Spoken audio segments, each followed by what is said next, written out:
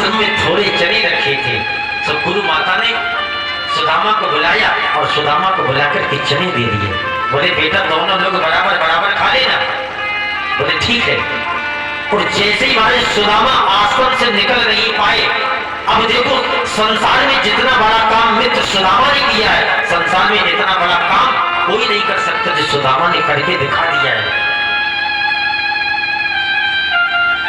गुरु माता के आश्रम में उसी समय संत दुर्वासा का प्रकट हो गए। दुर्वासा ऋषि आए और आवाज लगा दी, भिक्षाम देहि भिक्षाम देहि। गुरु माता बाहर निकल के आई और गुरु माता ने हाथ जोड़े और कहने लगी दुर्वासा आज मेरे आश्रम में कुछ नहीं है, ऐसा करो कल आना। दुर्वासा ने विचार किया कि इतना बड़ा आश्रम है और इतने बड़े आश्रम में बोले कुछ भी नहीं है। तो ध्यान द्वारा जब दुर्वासा ने देखा तो क्या देख रहे कि चने तो हैं, लेकिन माता फिर भी झूठ बोल गई। बोले आश्रम में चने हैं और माता जी कह रही कि कुछ नहीं है। आया क्रोध महाराज दुर्वासा को, दुर्वासा ऋषि ने श्राप दे दिया कि जो भी इन चनों का सेवन करेगा, जाओ मैं श्राप देता हूं, कितना भी बड़ा धनवान क्यों ना हो वही निर्धन हो जाएगा।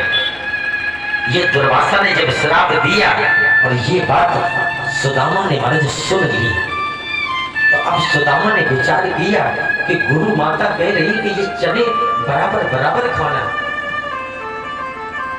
और अगर ये चने हमने अपने मित्र को दे दिए तो एक धनवान, बोले एक राजा अगर भिखारी हो जाए तो बोले सबसे बड़ा पाप है।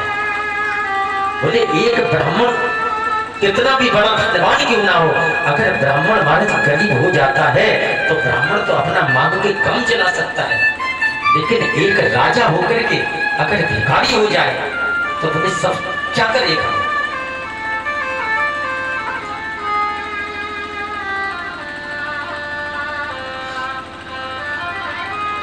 तो सुदामा ने अपने मन में ठान लिया कि मित्र कितना भी कष्ट हो, कितनी भी विषम परिस्थिति आ जाए, लेकिन जब तक तेरा मित्र सुदामा है तब तक तेरे ऊपर गरीबी के दर्शन नहीं करने दूंगा। तो संसार में ये कोई कर सकता है, कोई मित्र कर सकता है, कोई नहीं करेगा। केवल वही महाराज श्रापित चने सुदामा ने एक नहीं बल्कि दो बार खा लिए। और इसीलिए तो भगवान महाराज किसी भक्त के लिए नहीं रोया है जितना भगवान सुदामा के लिए रोया है। इसलिए कि एक मित्र ने, एक ब्राह्मण ने इतना बड़ा त्याग कर दिया कि अपने मित्र को गरीब नहीं होने दिया और सारी गरीबी अपने ऊपर ले ली। ये है महाराज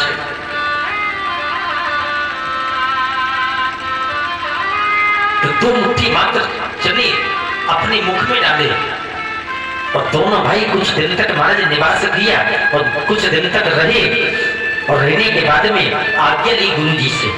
शालीपन महाराज के आश्रम से चले, एक धनवान है और एक थोड़ा कमजोर है। तो धनवान भी महाराज कमजोर भी हमेशा धनवान से इसलिए मित्रता करता है कि जब संकट का समय आएगा तो धनवान मित्र मेरी सहायता कर देगा। तो सुदामा जब चलने लगा और कृष्ण भी चलने लगे तो सुदामा के आंखों से आंसू निकल आए। जो एक मित्र जब मित्र से जुदा होता है तो महाराज बुराते लगता है।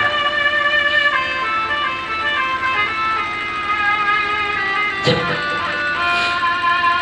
कन्हैया चले तो सुदामा ने हाथ जोड़े और सुदामा कहने लगा कि श्याम द्वारका में जाकर के इस गरीब ब्राह्मण को भूलना नहीं,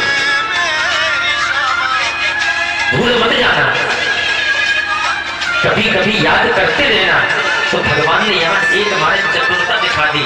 भगवान कहने लगे कि भैया हम संसार में अगर डरते हैं तो केवल एक व्यक्ति से डरते हैं। बोले किससे?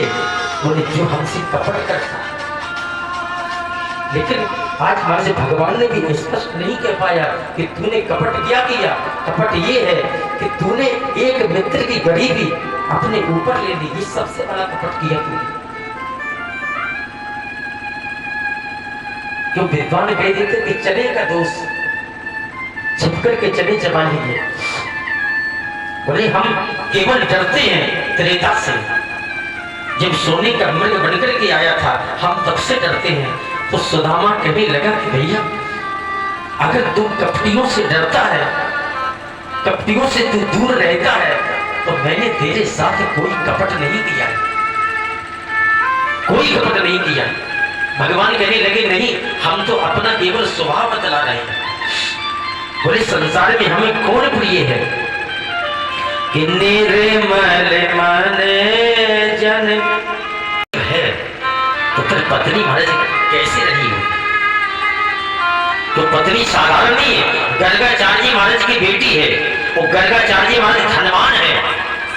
वो गर्गाचार्य ने आदेश किया था कि जो भी हमें सत्संग में, जो भी हमें शास्त्रार्थ में परास्त कर देगा, हम अपनी बेटी का विवाह उसी के साथ कर देंगे। बड़े बड़े विद्वान गए, लेकिन किसी भी विद्वान ने महाराज गर्गाचार्य जी को परास्त नहीं कर पाया। एक गरीब ब्राह्मण साधारण सा पहुंच गया, वो गर्गाचार्य जी को परास्त कर दिया। तो गर्गाचार्य जी ने अपनी बेटी का हाथ जब सुदामा के हाथ में दिया, तो जिस दिन अपनी बेटी की विदा की, जिस वस्त्र जिस साड़ी को पहना कर के महाराज विदा किया, उस दिन से लेकर के आज तक सुशीला के पास एक ही साड़ी है, दूसरा वस्त्र भी नहीं है। क्यों? भागवत जी में श्लोक लिखा है कि तस्य भार्या कुचैलस। बोले तस् माने सुदामा, भार्या माने पत्नी, कुचैलस माने मैला कुचैला। बोले इतना मैला कुचैला वस्त्र धारण किए है कि तत्थामा तथा विधा, कि अगर देवी एक बार भी धुल दे तो उस साड़ी में चित्र ही चित्र हो जाएगी।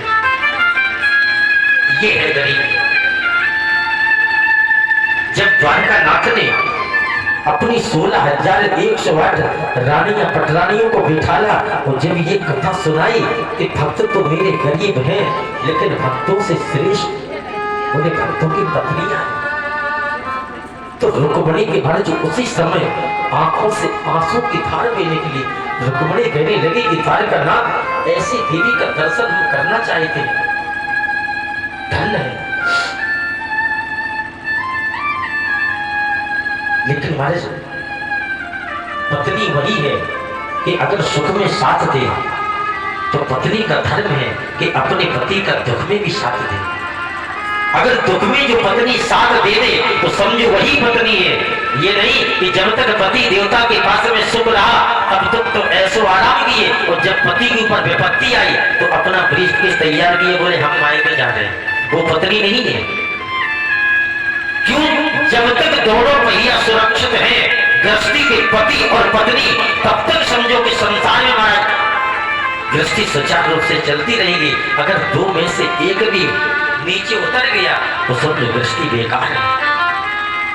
अगर परिवार की शोभा है, अगर पत्नी की, तो पति से शोभा है, और पति की हमारी पत्नी से शोभा है, एक दूसरे के पूरक है। तो इसीलिए सुशीला महारानी जानती थी कि अगर आज मैंने सुदामा का साथ छोड़ दिया, क्यों? सुदामा की जो पत्नी है और आज की जो पतियों की जो पत्नी है, पत्नी का नाम है धर्म। पत्नी धर्म क्यों जुड़ा है? क्योंकि धर्म करने में सबसे आगे है। अगर धर्म करने में आगे है तो पत्नियां हैं। और बोले जब तक धर्म इस जीव के साथ जुड़ा रहेगा तब तक महाराज जीव बोल नहीं सकता है, जीव कमजोर नहीं पड़ेगा। और जिस समय इस जीव का धर्म साथ छोड़ के चला जाता है, यानी उसी दिन धर्म अधूरा हो जाता है। धर्म के पास कुछ नहीं है।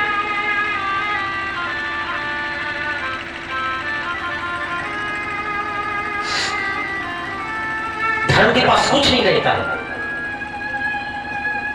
तो ये बात सुशीला जानती थी।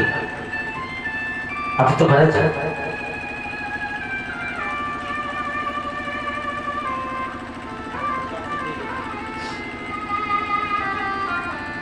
धीरे धीरे सुदामा के महाराज बालक होते हैं 4, और सुशीला से कहते हैं बालक की मैया भूख लगी है। तो सुशीला सुदामा से कहते तो सुदामा